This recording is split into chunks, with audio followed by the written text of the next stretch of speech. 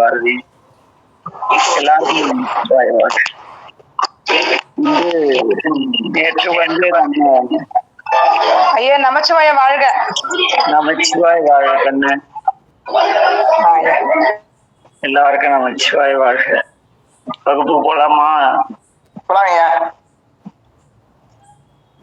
நேற்று இறைவன் புறவெளியில் எவ்வாறாக பறந்து விரிந்து எங்கும் திருமேனி எங்கும் திருநட்டமாய் இருக்கிறார் என்று பார்த்தோம். ஆமாங்க. எல்லாரும் கொஞ்சம் மைக் ஆஃப் பண்ணிடலாம் கொஞ்ச நேரத்துக்கு. சரிங்க. இன்னைக்கு இறைவன் எவ்வாறு இருக்கின்றான் என்று ஒரு கேள்வி. ஒரு மனிதரை பார்க்கும் பொழுது எல்லோரும் ஒரே மாதிரி கூறினால் அது அந்த மனிதருக்குரிய உண்மையான அடையாளம். அதுபோல இங்கே திருவதிகையிலே இருக்கின்ற இறைவனை பற்றி பாடும் பொழுது மிக சில அற்புதமான செய்திகளை அங்க வந்து தோளுடைய செவியன் விடையேறி வெண்மதி சூடி எல்லாம் சொன்னார். வெண்மதி சூடி அவர் பார்க்கிறாரு, அங்க வெண்மதிதான் தெரியுது. இங்கே நம்முடைய நாவுக்கரசடிகளுக்கும் அதுவே என்ன பார்க்கிறார். சாமி எப்படி இருக்காருன்னா யானையுடைய ஈருரு தோலை போட்ட வண்ணம். அது என்ன, யானையை கிழிச்சு போட்டிக்கிறது என்ன. உடனே நம்ம ஆளுங்கெல்லாம் சிவருமான் யானை தோல் கட்டியிருக்கான்னு எவனாவது யானை தோல் கட்டினா வனத்துறையில ஓட்டிட்டு போய் உட்கார வச்சிருவாங்க. சிவருமான் அப்படி இருக்காரு இப்படி இருக்காரு பசுஞ்சானம் பூசிருக்காருன்னு சொல்லிட்டு பாவம் அப்பாவி மக்கள் தலையில எருமாமட்ட சாம்பலை கட்டுற இந்த முட்டா பசங்க சிவருமான் யானை தோலை கிழித்து போத்தி இருக்கிறார், நானும் போற்றிக்கொள்வேன்னு போத்திக்க வேண்டியதானே. எல்லாருக்கும் ஒரு ஆனத்தோல் இலவசமா அவரை விக்கிட்டுமே ஒரு 10 லட்ச ரூபாய்க்கு யாரும் வாங்க மாட்டேங்கிறாங்க. அங்க யானை தோல் என்பது அவர் எதை பார்த்து பார்க்கிறார், பார்த்த உடனே இந்த சாமி எப்படி அவர் கண்ணிற்கு தென்படுகிறார் என்றால் மிக விசித்திரமா. ஃபர்ஸ்ட் ஒருத்தர் பாப்புலர் உடல் தான் தெரியும், நம்ம சடான உடம்பு நம்ம தூரத்துல பார்க்கல உடல் தான் தெரியும். சாமி என்ன பண்ணிருக்காரு, ஆணவம் நானே பெரியவன் யானை என்றால் நானே பெரியவன் என்ற அகம்பாவத்திற்கு யானைன்னு வரும். யான் ஐயென்ற தமிழ் எழுத்து நான் தலைவன் என்ற பொருளில் வரும். ஆங்கிலத்திலும் ஐ என்ற வார்த்தை தலைவனை தன்னிலையை குறிக்கும். நான் அப்படி அந்த யானை நானே தலைவன் என்று இருக்குமா போடியிருந்த ஆன்மாவின் அந்த ஆணவத்தை உரித்து ஆன்மாவிற்குள் புகுந்த அந்த சம்பவம் மிக வேடிக்கை. என்னன்னா யானை வருது, அந்த கற்றல் கேள்வி வல்ல வேதங்களின் கரை கண்டவர்களாகிய நால்வர் சனகர் சனகாதியர் அவங்களுக்கெல்லாம் ஞானோபதேசம் செய்த பிறகு ரொம்ப காலம் சாமி யாருக்கு எதோ உபதேசம் பண்ணல. சரி, அவர் சொன்னதெல்லாம் மறுபடியும் சொல்ல வேண்டும் என்பதற்காக அவரை நோக்கி தவம் இருந்த தாரகவன முனிவரிடம் சென்று நம்முடைய அகத்திய பெருமான் நாம் வழிபாடு செய்வதனாலே தானே சிவனுக்கு பெருமை என்ன. குருநாதர் இவர் சிவன் என்று காட்டினால் காட்டியவர் பெரிதா காட்டப்பட்ட பொருள் பெரிதா? காட்டியவர் தானே பெரியவர். இப்படி ஒரு அறிவு குழப்பத்தை இன்னைக்கு உருவாக்கி வச்சிருக்காங்க. குருவே சிவம், சிவத்தின் தன்மை என்ன யோசிய திருநீர் ருத்ராட்சம் போட்டு அதை பண்ணுனா நீங்க வந்து குருன்னு வச்சிங்கள. அந்த நிலையில் அந்த ஆன்மா தன்னையே சிவமாக கற்பித்துக் கொண்டிருக்கிற ஆன்மாவை அதற்குள் இறைவன் அந்த ஆன்மாவிற்குள் சென்று கொஞ்சம் கொஞ்சமா அதனுடைய அறியாமையை நீக்கி அறியாமையை கிழித்து அதை ஆடையாக அணிந்தார். இது வரலாறு. இங்கே சாமி என்ன செய்திருக்க, முதல் பார்வையிலே அந்த யானையின் தோலை போட்டிருக்கிறார். அப்புறம் பார்த்தா பக்கத்துல ஒரு இனிமையான சொல் பேசக்கூடிய அம்பிகை. இவங்க 2 பேரையும் பார்க்கிறார். என்னடா இவங்க 2 பேரு யார் இவங்க அப்படி அண்ணாந்து பார்க்கிறார். அவருடைய தலையில நீர்த்திவளை பறக்கிறது, தேன் துளியாட்டம் விழுது. கங்கையை சடையில் ஏற்றி இருக்கின்றார். அது மட்டுமல்ல, கோணல் வெண்பிறை தலையில் சூடியிருக்கிறார். என்ன, அது மட்டுமல்ல, அந்த பிறைக்கு மேலே மின்னா செஞ்சடை மேல் மிளிர் கொன்றே. அவருக்கு செமட்ட தலை, பாவம். அப்பா அம்மா இல்லை, என்ன தடவி பராமரிக்கவோ இல்லை, அந்த மனைவிக்கு விவரம் பத்தாது, இல்லைன்னா டைரி அடிச்சு தலையை கருப்பாக்கி இருப்பாங்க, பாவம். அவங்க வீட்டுக்காரம்மாவுக்கும் பொறுப்பு இல்லை, அவங்க அம்மாவும் இல்லை, அதனால தலையெல்லாம் செமட்ட பாஞ்சு போயிருக்கு. செஞ்சடை, அந்த சடையில நல்ல அருமையா மிளிர்கின்ற அந்த கொன்றை மலர்களை, கல்லார்ந்த பூங்கொன்றைமா. நீங்க திருவாமூர் சென்றால் அங்கே அந்த சரக்கொன்றை மரம் இருக்கும். திருத்தலத்தை சாமி நாவுக்கரசடிகள் வழிபட்ட அந்த சிவாலயம் ஒன்று அங்க இருக்கு. அங்க தலைவிருட்சம் சரக்கொன்றை மரம். எங்க மேட்டூர் கிட்ட மாதேஸ்வரம் மலை, அங்க நாங்க அருகில் இருப்பதானே சொல்ல முடியும், உங்க ஊர்ல கூட இருக்கலாம். அந்த இது சீசன் வசந்த காலத்துல அந்த கொன்றை மலர் அப்படியே தேன் வாசனை அடிக்கும் அந்த ஏரியா கிராஸ் பண்ணக்குள்ள. அப்படி அங்கே சாமி மிளிர்கின்ற, அது மாலை நேரத்துல தான் அந்த பூ மலரும், ஒரு கோல்டன் கலர்ல வேற லெவல்ல இருக்கும். பூச்சிங்களுக்கெல்லாம் அந்த தேன் சுவைக்காக வரும். அப்படி கொன்றை மின்னா செஞ்சடை மேல் கொன்றை அணிந்திருக்கிறார். கொன்றை வளர் செடை மேல் வைத்து அப்புறம் என்ன செய்யறார், பக்கத்துல ஒரு விடை நிக்குது. எருதெல்லாம் கிடையாது, விடைன்னு வரும். அடங்காத காலை, அதுக்கு விடைன்னு வரும். அது பெருமை எஜமானனை தவிர எவனுக்கும் அடங்காது, எவனுக்கும் மரியாதை கொடுக்காது, கண்டுக்காது. அப்படிப்பட்ட விடை ஒரு மாடு பின்னால நிக்குது. அது மட்டுமல்ல, அங்கு அவரை சுற்றி நின்று விண்ணவரும் மாதவசிகளும் எல்லோரும் அவரை போற்றி புகழ்ந்து கொண்டிருக்கிறார். அது மட்டுமல்ல, அருமையான வெந்நீர் நெற்றியில் பூசியிருக்கிறார். இடையிலே நாகம் தரித்திருக்கிறார். அப்படியே இன்னும் அப்படியே பார்க்கிறார் சாமி. அங்கே அவருடைய கண்டம் இருக்கிறது அல்லவா, அது உலக உயிர்களை காப்பதற்காக விஷமுண்டதால் கரையுடைய கண்டமாக நீலகண்டமாக இருக்கிறது.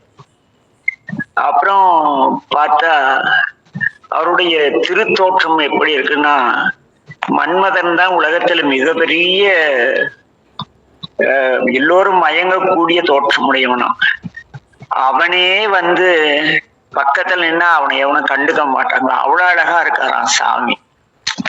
என்ன, அது மட்டுமல்ல, அங்கே அவருடைய நாவில் இருந்து வருகின்ற வார்த்தைகள் எல்லாம் ஒழுக்கத்தையும் நேர்மையையும் பிறரிடத்து அன்பு காட்டக்கூடிய அறநெறியையும் போதிக்கக்கூடிய நாவை உடையவராக இருக்கின்றார். அது மட்டுமல்ல, அவர் தலையிலே கொன்றை சூடி இருக்கின்றார். அந்த கொன்றையிலிருந்து தேன் பொழிகிறது. அந்த தேனை வண்டு சாப்பிட்டு, தேன் குடிச்சா கொஞ்சம் நிறைய தேன் குடிச்சா மப்பேறிக்கும். நீங்க வேணா குடிச்சு பாருங்க, அப்படி ஒரு போதையா இருக்கும் நல்ல மலை தேன் குடிச்சா. அது போல இந்த சிறு வண்டுகள் தானே, அது என்ன பண்ணுது, அந்த தேனை சாப்பிட்டு அப்படியே தடுமாறும். அப்படி தடுமாறி ரீங்காரம் பாடுது. அந்த வண்டு அந்த சிறகசைக்கும் ஓசை பாடுவது போல இருக்கிறதாம். அதை மட்டும் பார்த்தாரா? அப்புறம் அவருடைய தலை பார்த்துட்டாரு, பார்த்துட்டாரு, நீளமான முடி, அதுல கீழே அந்த கொன்றை, அப்படி இருக்கார். அறம் பார்த்தா நீர் கொப்பளித்த தன்னுடைய மார்பிலே திருநீர் அணிந்திருக்கு. அப்புறம் அப்படியே பார்க்கிறார், ஒரு கையில மழு. என்ன, சிவபெருமானுக்குரிய ஆண்பாகத்திலே மழு ஏந்திருக்கிறார். இந்த பக்கம் திரும்பினா இன்னொரு கையில அம்பிகைக்குரிய பாகத்துல மான் வைத்திருக்கிறார். ஏண்டா இப்படி அவர் அங்கோடிவான சிவம் எதுக்கு மழு வச்சுக்க வேணும்னா, எப்படி ஒரு இல்லத்திலே அப்பா ஒண்ணு கண்டிப்பவரா, அப்பா தான் பெரும்பாலும் கண்டிப்பவரா இருப்பார்கள். கண்டிப்பதில் தந்தையை போலவும் அன்பு காட்டுவதில் தாயை போலவும் உள்ளவன் இறைவன். அதற்கான ஒரு உருவக திருமேனி தான் அந்த ஒரு கையில மழு அப்பா பகுதியில, அம்மா கையில மான். என்ன, அப்படி அதை மட்டும் பார்த்தாரா? அப்படியே பார்க்கிறாங்க. சுற்றிலும் இமயவர் பரவி நின்று அவரை ஏத்துகிறார்கள், மாணவர்கள் ஏத்துகிறார்கள். என்ன இப்படி அவரை சுற்றியும் ஒரே காணல் தேப்பூட்டக்கூடிய அந்த மந்திர ஓசைகள் கேட்கின்றன. அது மட்டுமல்ல, திருமால் வரார், இவரை பார்க்கிறார். பார்த்து அவரும் மயங்கிட்டார். மயங்கி அவர் இறைவனை தன்னுடைய வார்த்தைகளால் பாடுகிறார், பணிகிறார். அதை கடந்து அப்படியே வரார். அங்கே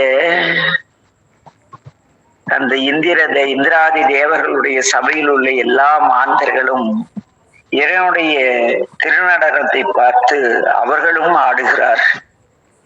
அது நடராஜ பத்துல அந்த பாடல் வேற லெவல்ல சொல்லியிருப்பார். என்ன அந்த நடராஜ பத்து எதுக்காக எல்லாருக்கும் கொடுத்ததுன்னா, இறைவன் அங்கே தில்லையிலே நடனமாடி கொண்டிருக்கும் பொழுது அங்கு என்ன நிகழ்கிறது என்று பார்க்கிறார்கள். நம்முடைய நாவுக்கரசடிகள் பார்க்கிறார். பார்க்கக்குள்ள அங்க என்னென்ன ஆடுது? மானாட என்ன சாமி கையில இருக்கிற மான ஆடுது, மழுவாட, மதியாட, புனலாட, மங்கை சிவகாமி ஆட, மாடாட, நூலாட, மறையாட, திரையாட, மறை தந்த பிரம்மனாட, கோணாட, வானுலகு கூட்டம் எல்லாம் ஆட, குஞ்சர முகத்தன் ஆட. இவங்கெல்லாம் ஆடுறாங்க. சாமியுடைய காதில் உள்ள குண்டலங்கள் மிரண்டு ஆடுதான். எல்லா இடமும் என்னடா நம்ம சும்மா அந்த குண்டலம் மிரண்டு போய் ஆடுதான். தண்டை ஆட, சாமி கால தண்டை கொழுந்து, புலியுடைய ஆட. அப்பாவுடைய நடனம் பார்த்தா குழந்தைங்க சும்மா இருக்குமா? குழந்தை முருகேசன் ஆட. அது மட்டுமல்ல, அங்க இன்னொன்றும் நிகழ்கிறது. ஞான சம்பந்தரோடு இந்திரர் 18 முனியத்த பாலகரும் ஆட. ஞான சம்பந்த பெருமானும் அங்கிருந்து ஆடுகிறார், இந்திரன் ஆடுகிறார், 18 முனிவர்கள் ஆடுகிறார்கள், அஷ்டதிக்கு பாலர்கள் ஆடுகிறார்கள். நரை தும்பை அருகாட நந்தியம்பெருமான் கழுத்திலே அந்த அற்புதமான அந்த அருகு மாலை அணிந்திருக்கிறார். அது ஆடுதான். நந்தி வாகனம் ஆட. இதை பார்த்து நாட்டியம் பயின்ற பெண்கள் சும்மா இருப்பாங்களா? நாட்டிய பெண்கள் ஆட. என்ன இப்படி எல்லோரும் ஆடுகிறார்கள். இதை அப்படியே நாவுக்கரசடிகள் பார்க்கிறார். பார்த்த உடனே இன்னொன்றும் பார்க்கிறார். என்ன நான்மறையாய பாடி என்ன திங்கள் விரிசடை மேலும் வைத்து மாதர் பண்ணுடன் பாடி ஆட. என்ன பண்ணுடன் பத்தரேத்த விரி சடை மேவ வைத்து கண்டோர் ஏத்துவார் இடர்கள் தீர்ப்பார். என்ன அந்த நடனத்தை யார் யார் பார்க்கிறார்களோ அவருடைய இடர்களை எல்லாம் தீர்க்கக்கூடியவராக அங்கு பெருமான் நடனம் ஆடிக்கொண்டிருக்கிறார். என்ன எதுக்குடா இதெல்லாம் வச்சாரு? அப்படி ஏன் இந்த வெண்ணிலா மதியம் தன்னை விரிசடை மேவ வைத்து உன்னிலா புகுந்து நின்றங்கு உணர்வினுக்கு உணரக் கூறி விண்ணிலார் மெய்யச்சூரர் வேண்டுவார் வேண்டுவார்க்கே அந்நியார் பெரிதும் செய்யார் அரிய வீரட்டனாரே. அவர் எதுக்காக இந்த பிறை வைத்திருக்காருன்னா, இந்த சிவன் ரொம்ப மோசமான ஆள்பான், அழிக்கும் தெய்வம். சிவனை கும்பிட்டா நீ உருப்பட மாட்ட, இப்படி சொல்ற ஆட்களுக்காக இந்த சந்திரன் ஒருத்தர் என்ன அதான் திங்கள் சந்திரன் இருக்காது இல்லையா? நவகிரகங்களில் திங்கள். இந்த சந்திரன் மிக அழகானவன், எல்லாரையும் கவரக்கூடியவன்.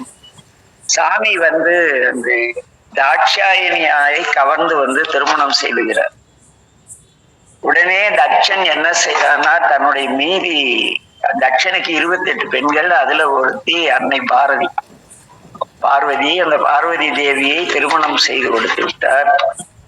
சாமி தூக்கிட்டு போய் கருதுறதுனால அந்த திருமணத்திற்கு தட்சன் வேள்விக்கு வந்திருந்த திங்கள் சந்திரனுடைய அழகில் மயங்கி தட்சனுடைய மீதி 27 நட்சத்திர பெண்களும் அவரை திருமணம் செய்து வைக்குமாறு தந்தையாரிடம் கூறுகிறார்கள். தட்சனும் சரி என்று செய்து வைக்கிறார். செய்து வைத்ததும் என்ன ஆகுதுன்னா, அதுல ஒரே ஒரு பெண் மேல மட்டும் அந்த சந்திரனுக்கு ரொம்ப பற்று, அதுகிட்ட மட்டும் ரொம்ப அன்பா நடந்துக்கிறார். அந்த பெண் ஓடி போய் அவங்க அப்பா இருக்காருல்ல தட்சன், பிள்ளைங்க நேரம் அப்பா கிட்ட தானே போய் கம்ப்ளைண்ட் பண்ண, எங்க அப்பா எவ்வளவு பெரிய ஆள் தெரியுமான்ட்டு. அப்படி போயிட்டு தட்சன் கிட்ட, அப்பா இந்த எங்க வீட்டுக்காரர் எங்க யாரையும் கண்டுக்கிறது இல்லைன்னு. உடனே தட்சன் சந்திரனை கூப்பிட்டு மிதின்னு மிதிச்சிட்டான். உன்னுடைய அழகு அழியட்டும்ட்டான். முழிலவாக இன்னும் இருந்த சந்திரன் கொஞ்சம் கொஞ்சமா தேஞ்சி கடைசி நாள் அமாவாசைக்கு 2 நாளைக்கு முன்னால இருக்கிற பிறை ஆயிட்டான். பதறி போனாங்க. ஐயோ, இதுக்கு மேல என்ன பண்ணணும் தெரியல. அவருடைய சகலை நம்மால் வராரு அந்த பக்கம். என்ன சந்திரா அப்படின்னாரு. சாமி நீங்க தான் காப்பாத்தணும். நாங்க தாங்க முடியல இந்த தட்சன் கிட்ட. அப்படியா? அவனுக்கு ஏற்கனவே தலைய வெட்டி வேற தலை வச்சதுனால நம்ம பார்த்தா கொஞ்சம் பயப்படுவான்.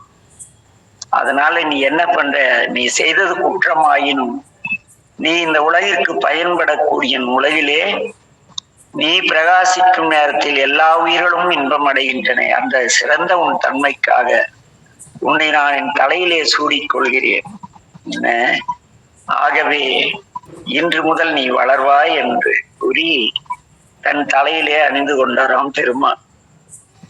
அங்க என்னன்னா, நீ எவ்வளவு பெரிய குற்றம் செய்யறவனா இருந்தாலும் சரி, உலகத்துல மகா பாவம் பெண்களை வஞ்சித்தல். அதுல அவ்வளோ 27 பெண்களுக்கு வஞ்சனம் பண்றான்னா, அதுங்களாதான் கல்யாணம் பண்ணிச்சு, அது வேற. அது நட்சத்திரம் நிலவு அது தொடர்பு, அது அறிவியல் சார்ந்தது வேற. ஆனா இந்த கதை நமக்கு கூறும் நீதிதான் இங்க முக்கியமானது. நீ எவ்வளவு பெரிய பாவியாக இருந்தாலும் பிழை செய்வனா இருந்தாலும் என்னை சரணடைந்தாலும் என் சிரத்தில் தாங்கி உன்னை காப்பாற்றுவேன். அப்படி என்ன அவர் எங்கு இருக்கிறார்? சரி, அந்த சிவனை நாம் அடைய வேண்டும். அவர் எங்க இருக்கிறார்? எல்லோரும் கூறுகிறார்கள் தில்லையில் இருக்கிறார், கைலாயத்தில் இருக்கிறார், கடவுரில் இருக்கிறார், அங்கிருக்கிறார், இங்கிருக்கிறார் என்று எல்லோரும் சென்று திருமேனியை காட்டுகின்றார்களே என்று என்ன, இறைவனுடைய 3 திருமேனிகளில் உருவத் திருமேனியும் அருவுருவத் திருமேனியும் காட்டுகிறார்களே என்று இறைவனை காட்டவில்லையே, எங்கிருப்பார் என்றார்கள் நாவுக்கரசர் கிட்ட. நாவுக்கரசர் சொல்றார், நான் இப்படிதான்ப்பா எல்லா இடத்துக்கும் போனேன். ஓடி களைச்சு போன பிறகு என்ன நிகழ்ந்ததுன்னா, தேடி கண்டு கொண்டேன். வெளியே எங்கேயும் இல்லை எனில் இந்த ஆள் எங்கே இருப்பார் என்று யோசித்தாராம் நாவுக்கரசர். ஓ, நமக்குள்ளதான் இருக்காரு அப்படின்னு தெளிவர் இருந்தாராம். பாடினார் மறை 4ம் பாயிருள் புகுந்து என் உள்ளம் கூடினார் கூடல் ஆளவாயிலார் நல்ல கொன்றை சூடினார் சூடல் மேவி சுடலை வெந்நீர் ஆடினார் ஆடல் மேவி அதிகை வீரட்டனாரே. அவர் எங்க இருக்காரு? அறியாமை பற்றியே என்னுடைய மனதில் புகுந்து அங்கே கூடியிருக்கிறார். அவர் நல்ல கொன்றை சூடியிருக்கின்றார். அது மட்டுமல்ல, வெந்நீர் ஆடினார் அப்படிங்கிறார். வெந்நீர் ஆடினார்னு நாவுக்கரசர்கள் நேர்ல பார்த்தவர் சொல்றாரு.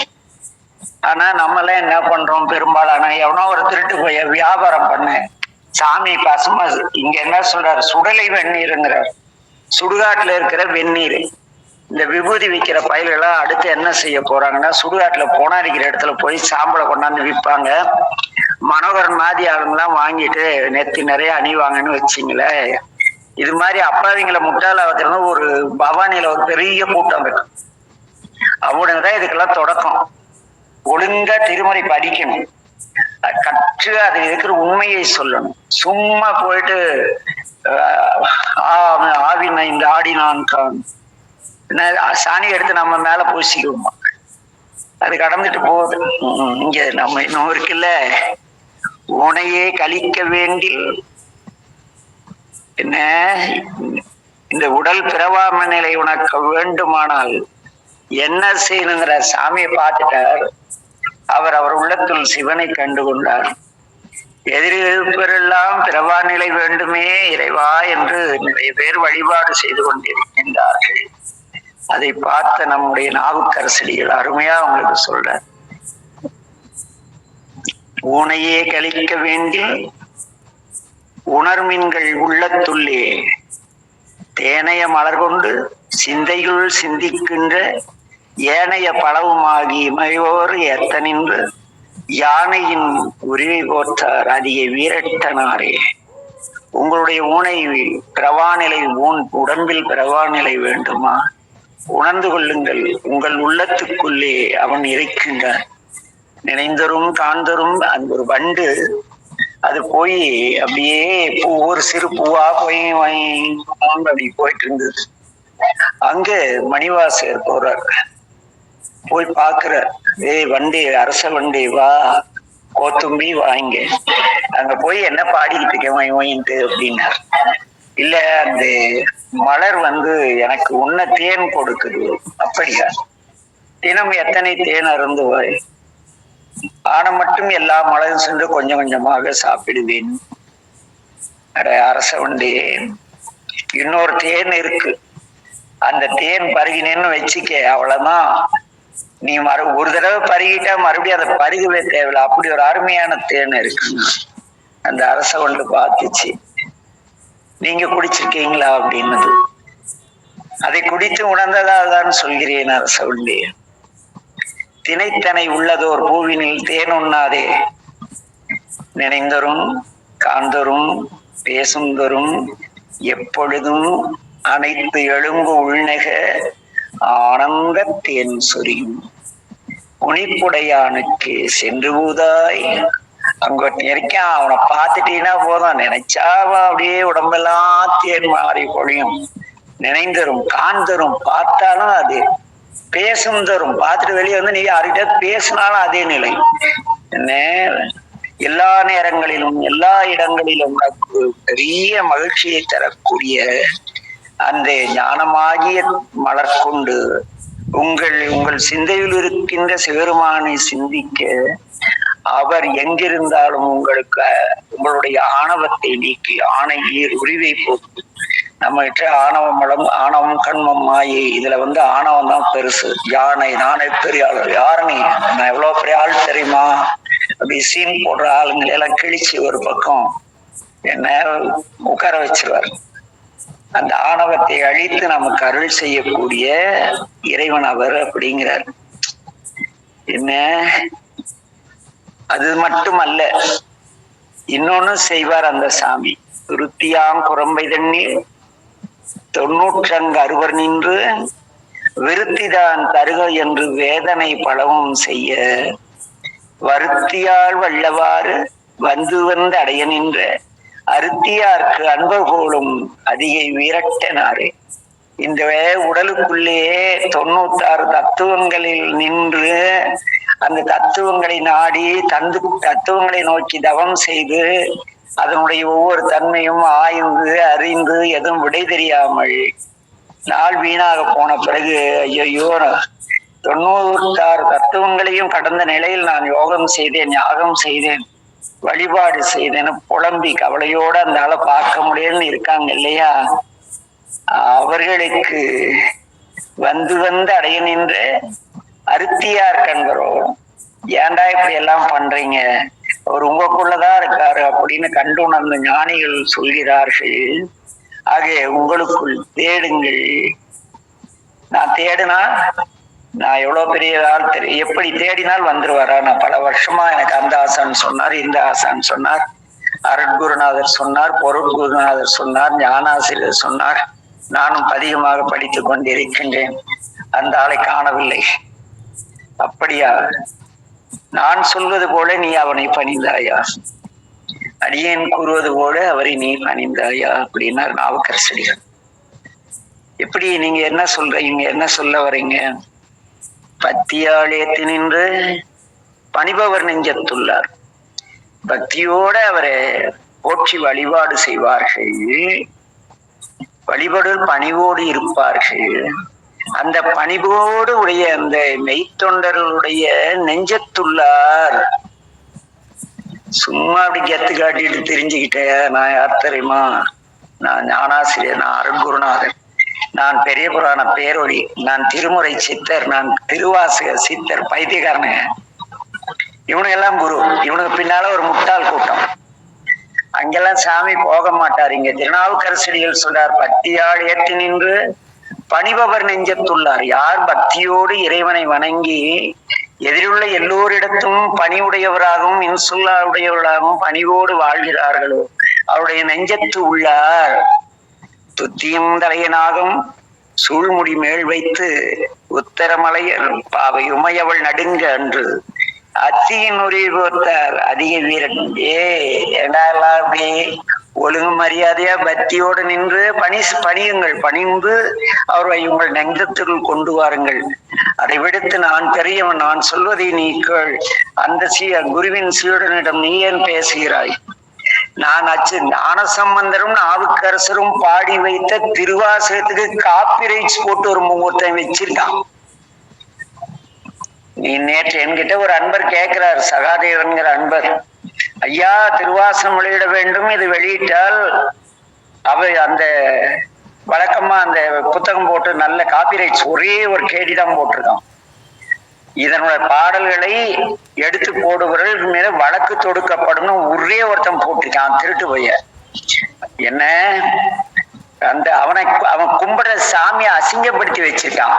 அன்னைக்கு அவன் கோயிலுக்கு நான் போயிருந்தேன். அந்த கோயில்ல ஒரு அம்மா பூஜித்துக்கிட்டு இருந்தது, என்ன பார்த்தது. என்ன சாமி தனியாவே வந்துட்டு இருக்க, உங்க வீட்டுல இல்லையா அப்படின்னு. இல்லைன்னு. என்ன நீ இங்கே ரெகுலரா வா, ஒரு 10-20 நாளைக்கு வா, கார் வச்சிருக்கேன், வசதி இருக்கு, கம்பெனி வச்சிருக்கேன், 10 நாள் இங்க வந்து இங்க திருக்கூட்டத்துல கலந்தேன்னா எவ்வளவு பிக்கப்பா சாமி பேரு சங்கமேஸ்வரர்ல சங்கமம் பண்ணி வச்சுவான்னு பூக்காரி அசிங்கப்படுத்துறா சிவனை. அப்படி கேவலமா இறைவனுக்கு அங்க இருந்த அடியேனும் முன்ன அந்த எல்லாரும் 15 பேர் எவ்வளவு கூட்டிட்டு ஓடி அந்த கோயில்ல இருக்க பெண் தாய்மார்கள் ஒருத்தர் என்கிட்ட சொல்றாங்க, என்னம்மா பாப்பா கூட்டி வரலையானா எதுக்கு இங்க இருக்க பிக்கப் பண்ணிட்டு. அவ்வளவு கேவலமா இறைவன் பெயருக்கு எடுத்து வச்ச ஒரு நாய் இருக்குது. என்ன அந்த நாய்க்கு உரியபடி போனோமா கிழிச்சிருவார் சாமி. அததான் சொல்றார், ஆலயத்துக்கு செல்லும் பொழுது நான் என்ற ஆணவத்தோடு சென்றாள். என்னைக்கோ ஒரு நாளைக்கு, இன்னைக்கு இல்ல நாளைக்கு அவனை கிழிச்சு எறிகிறார் பாருங்க சாமி. அன்னைக்கு இந்த மாயை மறையிறப்ப நிறைய அன்பர்கள் மெய்வழி நிற்பார்கள். அன்பர்களை ஏமாற்றி பொருள் பறிப்பவர்கள் எவ்வளோ. ஏன்னா அந்த நாவுக்கரசுனாவே கோபம் வருது. என்ன நாவுக்கரசடிகள், ஒழுங்கா மரியாதையா பக்தியோடு ஏற்றி நின்று பணி, உன் நெஞ்சத்துள்ளே இறைவன் வருவான். இல்லை எனில் அன்னைக்கு உமையவள் நடுங்க அந்த யானையை கிழித்தார் அல்லவா, அதுபோல் உன்னை கிழித்திருந்துடுவார். அத மறைமுகமா சொல்றார் சாமி. திருமுறை சும்மா நமக்கு ஏதோ பாட்டு பாடிட்டு கூட்டாரு என்ன கூட்டாயினவாரு வயிற்றுவலியோட பாடிடுமா, சூளை நோயோட தவிர்க்கிற பண்ணோட போடுறாருன்னு. ஐயா சூப்பரா பாடுறாரு. வயிற்றுவலி வந்தாதானே தெரியும் பாடுறதுக்கானது. வயிற்றுல ஒரு கட்டியை கொடுத்து புற்றுநோய் கொடுத்தாரா அந்த இசையோடு பாடுறவங்களாம் காணாம போறோம். நாவுக்கரசர் எவ்வளோ ஐயோ. அதை விட அடுத்து ஒண்ணு சொல்றாரு, என்ன நீதியால் நினைசை நெஞ்சேன் நித்தமாக பாதியாம் உமைதன்னோடும் பாதமாய் நின்றான் எந்தை சோதியாய் சுடர் விளக்காய் சுண்ண வெண்ணீரதாடி ஆதியாய் ஈருமானார் அடியை வீரன். நீதி இல்லாத நெஞ்சோடு இறைவனை வழிபடாதே. நீதி இல்லைன்னா இறைவன் சிவனை வழிபடாதீங்க. லஞ்சம் வாங்க முடியலன்னா சிவனை வழிபடாதீங்க. இந்த பொய்யா திருமுறைக்கு பொய்யான புறப்பொருள் கூறி இறைவனை வழிபட்டு பணம் பார்க்காதீங்க. சாமி பேரை சொல்லி எல்லாம் பண்ணாத. அநீதியோடு மக்களை ஏமாற்றும் எல்லா செயலும் அநீதியானது. அதனால் அநீதியால் நினையாதே நெஞ்சே, நீதியால் நினைசை நெஞ்சே. உன்னுடைய தொழில் தர்மம் வாழ்வில் தர்மம் எல்லாம் இருந்து நீ நீதியோடு இறைவனை நினைத்தால் என்ன செய்யலாம்?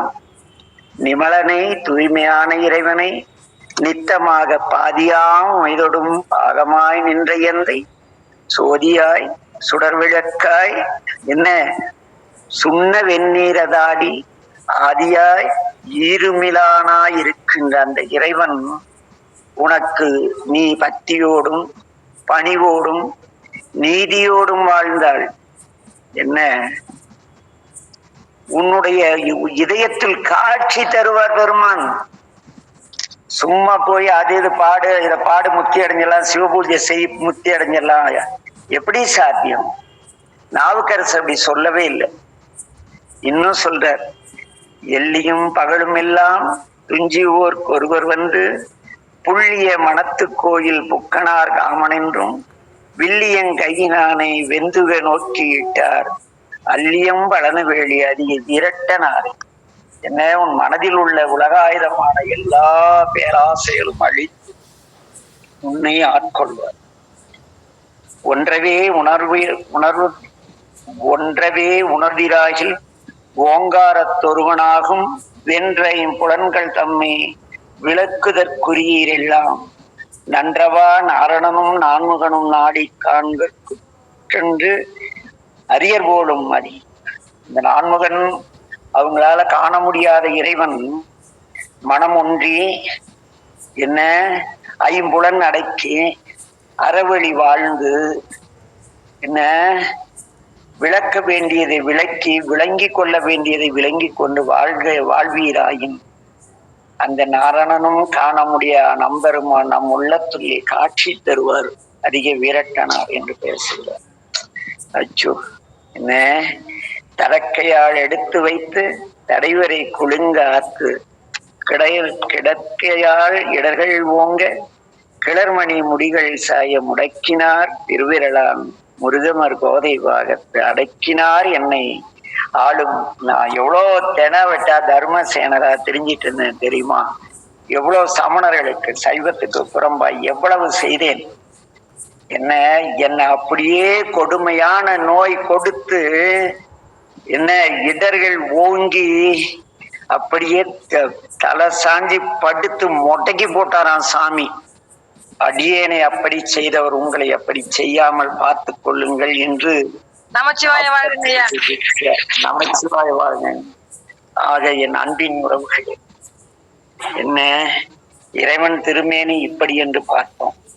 அவரை எவ்வாறு பணிய வேண்டும் என்று நாவுக்கரசடிகளுக்கு நான் பத்தியால் ஏற்றி நின்று பணிபவர் நெஞ்சத்துள்ளார். என்ன வரிமுடி பாடி என்றும் வல்லவாறு அடைந்து நெஞ்சே கரியுரி மூட வல்ல கடவுளை காலத்தாலே விரிபுரி வெறிகுடா துரியதை பறவைகளுள் அருவியோர் பாகர் போலும் அதிக. அவர் எப்படிப்பட்டவர்? தினந்தோறும் ஆலயத்திற்கு சென்று அவரை எந்த சூழ்நிலை மறவாமல் வழிபட்டு அப்படி நீ என்ன செய்ய வேண்டும்? பத்தியால் ஏற்றி நின்று பணிவார் ஆகி நீதியால் வாழ்ந்து நீதியால் நினை செய் நெஞ்சே. என்ன இரவும் பகலும் அவருடைய திருநாமத்தை உன்னுடைய மனதிலே கூறிக்கொண்டிரு. கண்டிப்பாக அவர் உனக்குள் காட்சி தந்து அருள்வார். ஆனால் நான் பெரியவன் சொல்ல மதிக்கலன்னு கூட்டத்தொட்டு நீக்கிடுவேன். அது இது அப்படி இப்படி சீன் போட்டானு வச்சுக்கங்க.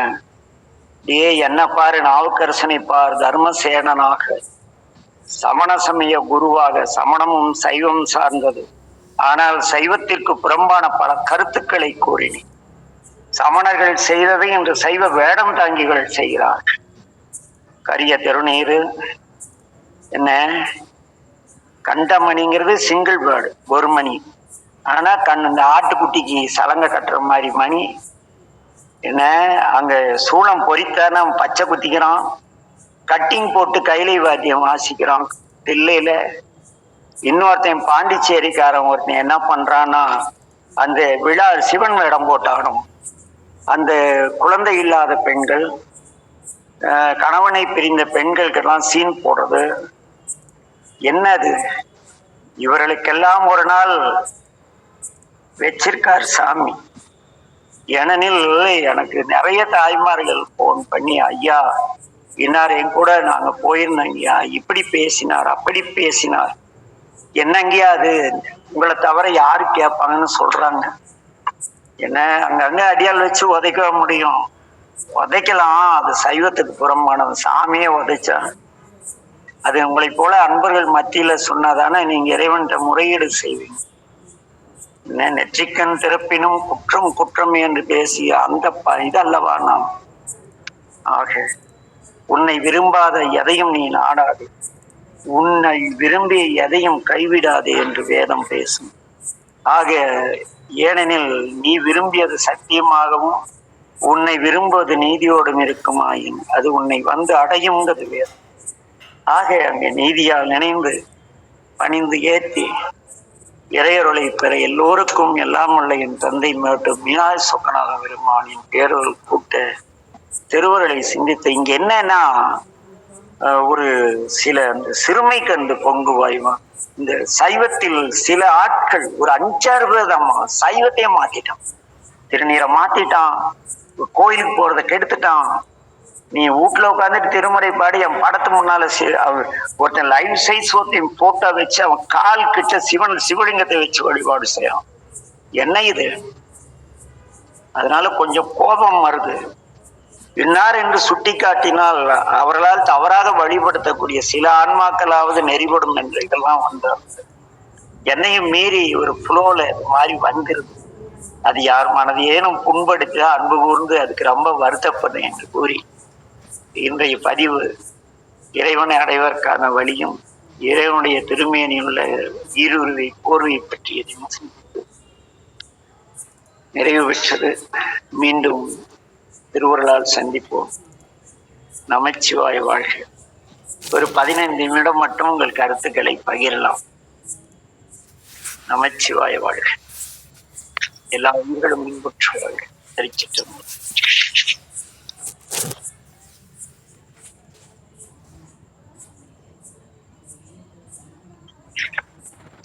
எந்தம்மா நமச்சிவாயங்க ஐயா. அவளை இன்னொரு தடவை சிவாய நமன்னு வந்தேன்னா வந்து நேரா நான் அந்த